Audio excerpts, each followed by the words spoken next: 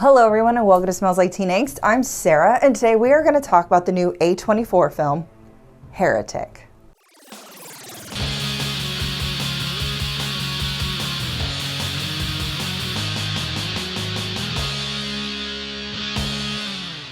Now before we get started, make sure you are subscribed to our channel, comment along with your thoughts on the movie, and thumbs up this video.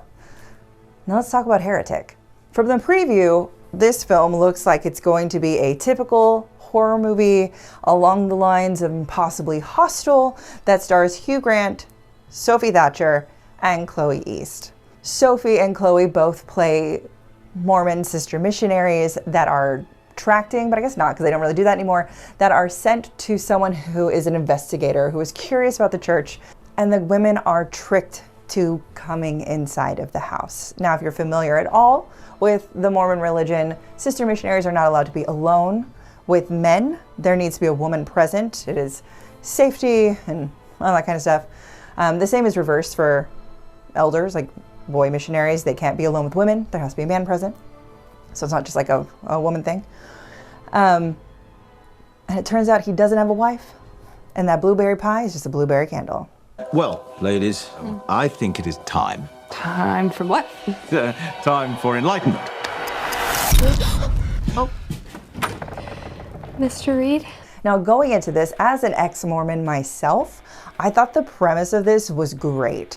I always found tracting in with the missionaries to be terrifying. You're knocking on strangers' doors. You don't know who you're going to run into. You don't know if they're murderers or nice people or just people having a bad day. And I always thought that was a terrifying concept, that you are literally welcoming yourself into strangers' homes. So for me, I was like, yes, a horror movie that plays on my own background and fears. I thought this was great. And of course, Hugh Grant, who is known for more romantic leads and things like Four Weddings and a Funeral, Notting Hill, Bridget Jones' Diaries. I personally love him in The Gentleman, where he gets to play someone who uses his charm for evil. And that's exactly what happens here as Mr. Reed. The entire setup of this film I thought was great. We learn a little bit about the girls and how they are typical girls and not perfect. We have this incredible setup getting into Mr. Reed's house, and the audience knows something's not right. The girls know something's not right. But then once we get into the film, disappointing is a very nice term. I found Heretic to watch more like a college dissertation, like a college thesis turned into a film. Someone went on a religious journey and then decided to bludgeon people with it with this movie. They went on a religious journey where they learned that organized religion is bullshit and it's all copy and paste from each other from thousands and thousands of years of history.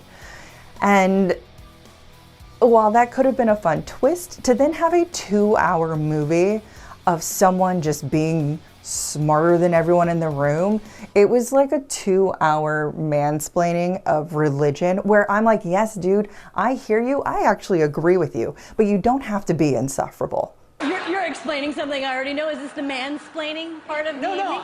I thought the performances were great. Like, you can't have a villain like this and someone who is like the worst professor, or not to offend my Ravenclaws, but like, you know which ones I'm talking about.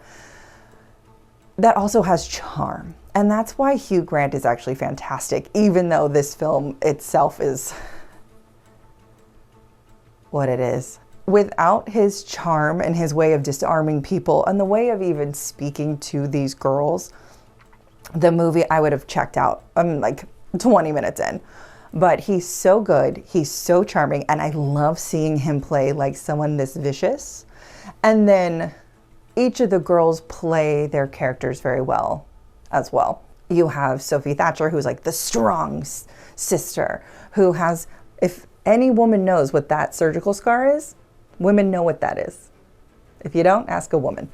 And then you have kind of the Molly Mormon girl that's a little bit more perfect, the one who has to go on the full journey of testing her religious beliefs and listening to him incessantly go on and on about it for 2 hours. I mean, at that point, me as well. It's fine. Just I don't want to listen to it anymore.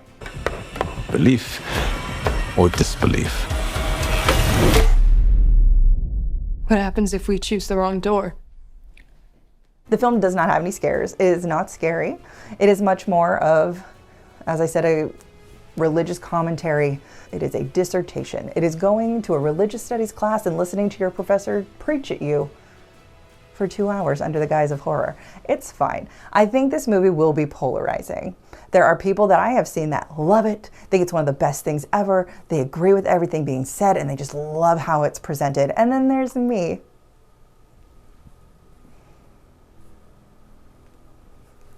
I like to be alone on my island, and it's okay.